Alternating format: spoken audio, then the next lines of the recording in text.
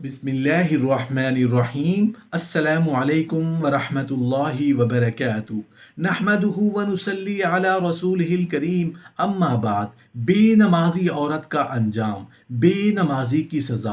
محترم ناظرین، اللہ تعالیٰ کے نزدیک نماز کا بہت بڑا مرتبہ ہے۔ کوئی عبادت اللہ کے نزدیک نماز سے زیادہ پیاری نہیں ہے۔ اللہ تعالیٰ نے اپنے بندوں پر 5 وقت کی نمازیں فرض کر دی ہیں۔ ان کو پڑھنے کا بڑا ثواب ہے اور ان کے چھوڑ دینے سے بڑا گناہ ہوتا ہے۔ حدیث شریف میں ہے کہ جو کوئی اچھی طرح سے وضو کرے اور خوب اچھی طرح دل لگا کے نماز پڑھے، قیامت کے دن اللہ تعالیٰ اس کے چھوٹے چھوٹے سب گناہ بخش دے گا اور جنت عطا فرمائے گا۔ رسول اللہ صلی اللہ علیہ وآلہ وسلم نے فرمایا کہ نماز دین کا ستون ہے۔ جس نے نماز کو اچھی طرح پڑھا اس نے دین کو ٹھیک رکھا، اور جس نے اس ستون کو گرا دیا یعنی نماز کو نہ پڑھا اس نے دین کو برباد کر دیا۔ محترم ناظرین، قیامت کے دن ایک عورت کو اللہ کے دربار میں حاضر کیا جائے گا۔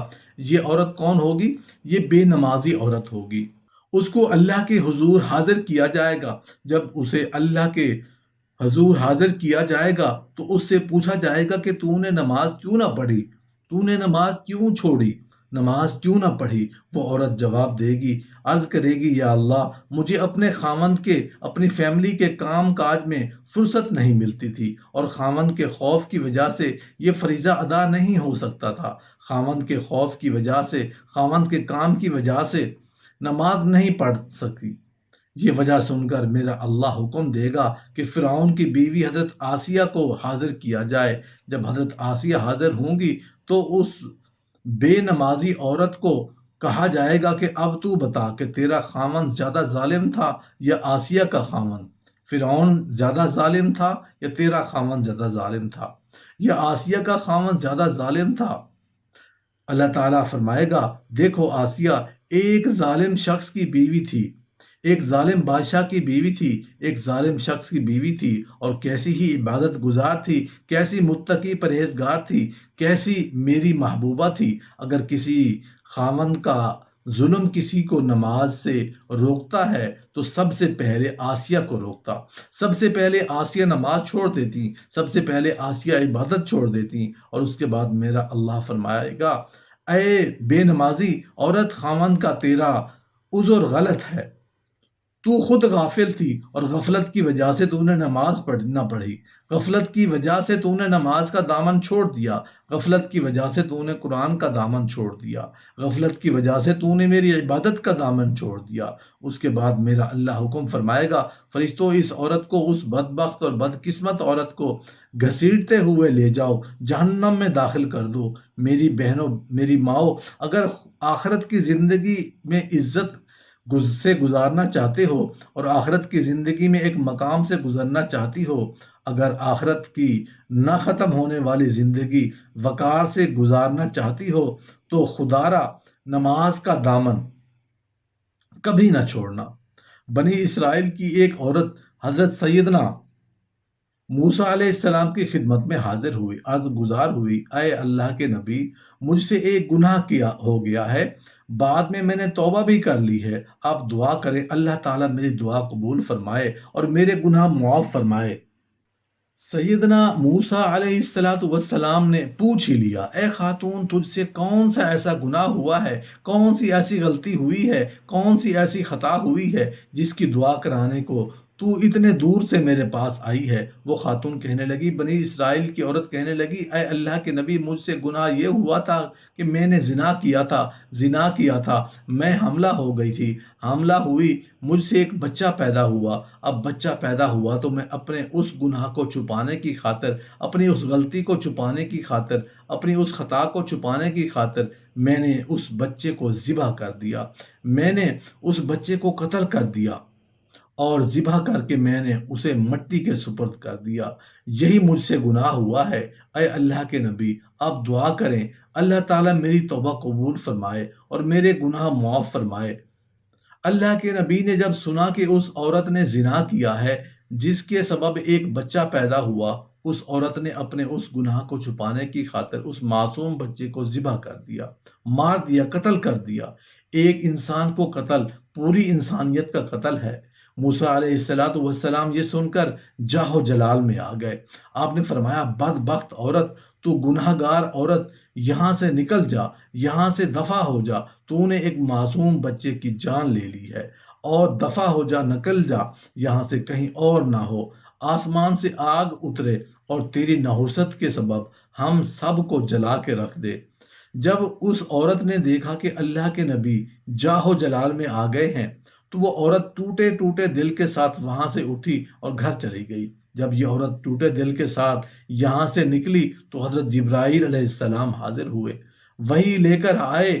اللہ کے نبی اللہ کا فرما رہے ہیں کہ تو نے ایک توبہ کرنے والی کا دل کیوں توڑا کر خالی ہاتھ واپس کیوں بھیج دیا؟ کیا تو نے بھی اس عورت سے زیادہ بدتر گناہ کرنے والا آج تک کوئی نہیں دیکھا؟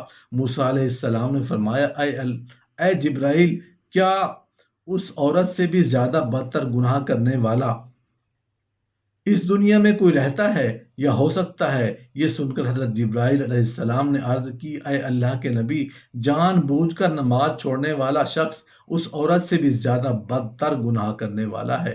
جو شخص جان بوجھ کر نماز چھوڑ دیتا ہے وہ اس زانی عورت سے بھی بدتر گناہ کرنے والا ہے۔ خدا را اس گناہ سے بچیں، نماز کا دامن ہرگز نہ چھوڑیں۔ اللہ تعالیٰ جب راضی ہو جاتا ہے روٹی بند نہیں کرتا، اللہ تعالیٰ جب ناراض ہوتا ہے رزق بند نہیں کرتا، اللہ تعالیٰ جب ناراض ہوتا ہے سورج کو حکم نہیں دیتا کہ فلاں جگہ شخص پر میرا نافرمان ہے، تیری کرنیں اس کے آنگن میں نہیں جانی چاہیے۔ اللہ جب ناراض ہوتا ہے تو سجدوں کی توفیق چھین لیتا ہے۔ اللہ جب ناراض ہوتا ہے تو مومن اجڑ جاتا ہے۔ جس بندے کا من بھی اجڑ جائے اس کے پلے کیا رہ جاتا ہے؟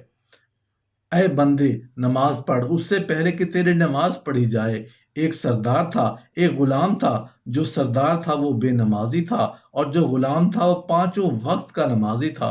ایک دن یہ سردار اور یہ غلام کہیں جا رہے تھے۔ اذان کی آواز آئی۔ غلام نے کہا، سردار جی آپ یہاں ٹھہریں، میں نماز پڑھ کے آتا ہوں۔ سردار نے کہا، ٹھیک ہے، جاؤ، واپس آنا، ہم نے آگے سفر کرنا ہے، میں یہاں بیٹھتا ہوں۔ یہ غلام گیا مسجد کے اندر، اس نے مسجد کی دہلیز پہ قدم رکھا اور اس نے وضو کیا۔ اللہ اکبر، مسجد کے اندر گیا، اس نے جماعت کے ساتھ نماز پڑھی۔ نماز پڑھنے کے بعد اس غلام نے کیا کیا؟ قرآن اٹھایا، پڑھنے لگ گئے۔ حضرت سیدنا علی المرتضیٰ شیر خدا کا آج سے 1400 سال پہلے کا وہ جملہ آج تک نہیں بھولا۔ آپ نے فرمایا، یا باری تعالیٰ، میں تیری عبادت تیری جنت کی لالچ کے لیے نہیں کرتا، اور نہ ہی تو جہنم کے خوف سے عطا کرتا ہے۔ مالک، میں تو میری عبادت بس اس لیے کرتا ہوں کہ تو ہی عبادت اور بندگی کے لائق ہے۔